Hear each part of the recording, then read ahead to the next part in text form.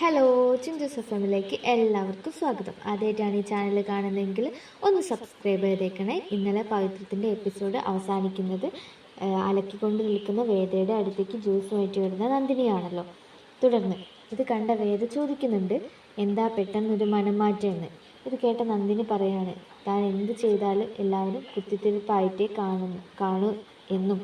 പിന്നെ പറയാണ്, താൻ വേറെ ഒന്നും കരുതിയല്ല നിങ്ങളുടെ കല്യാണ ചടങ്ങിനെക്കുറിച്ച് അങ്ങനെയൊന്നും പറഞ്ഞതെന്നും കല്യാണം നടത്താനുള്ള ക്യാഷ് ഇവിടെ ആരുടെയും കയ്യിൽ ഇല്ലെന്നും പറഞ്ഞുകൊണ്ട് അവിടെ നിന്ന് നന്ദിനി പോവാണ്.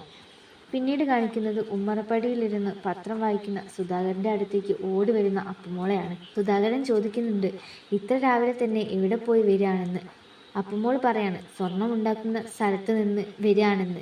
ഇത് കേട്ട കമല പറയാണ്, വേദയ്ക്ക് വേണ്ടി താലിമാല പണിയിക്കാൻ പോയതാണെന്ന്. എന്നാൽ ഇത് സുധാകരന് ഒട്ടും ഇഷ്ടമായില്ല. പിന്നീട് കാണിക്കുന്നത് അപ്പുമോൾക്ക് കമ്മലിട്ട് കൊടുക്കുന്ന വിഷ്ണുവിനെയാണ്. അപ്പോഴാണ് അപ്പുമോൾ ഒരാഗ്രഹം പറയുന്നത്, തനിക്ക് പുറത്തു പോയി കറങ്ങണമെന്ന്. ഇത് കേട്ട വിശ്വം പറയുന്നുണ്ട്, ചെറിയച്ഛൻ്റെ കൂടെ പോയാൽ മതി, എന്നാൽ ബൈക്കിൽ പോയി കറങ്ങി വരാമെന്ന്, തനിക്ക് ജോലിക്ക് പോകണമെന്നും. എന്നാൽ അത് കേട്ട ശ്രീജയ്ക്ക് ആകെ വിഷമമായി. അപ്പുമോളെയും കൂട്ടി അവിടെ നിന്നും പോവാണ്. പിന്നീട് കാണിക്കുന്നത് വേദയുടെ അച്ഛമ്മയും അമ്മയും സംസാരിക്കുന്നതാണ്.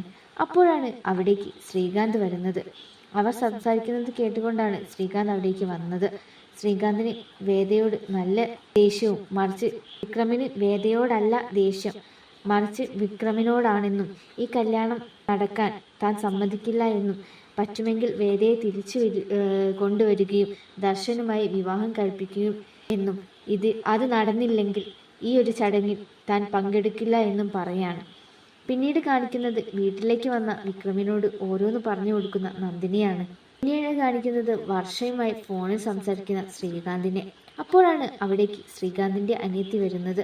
അവർ രണ്ടുപേരും കല്യാണക്കാര്യത്തെക്കുറിച്ച് ചർച്ച ചെയ്യുന്നുണ്ട്. പിന്നെ കാണിക്കുന്നത് ഓരോന്ന് ആലോചിച്ചിരിക്കുന്ന വിക്രമിനെയാണ്.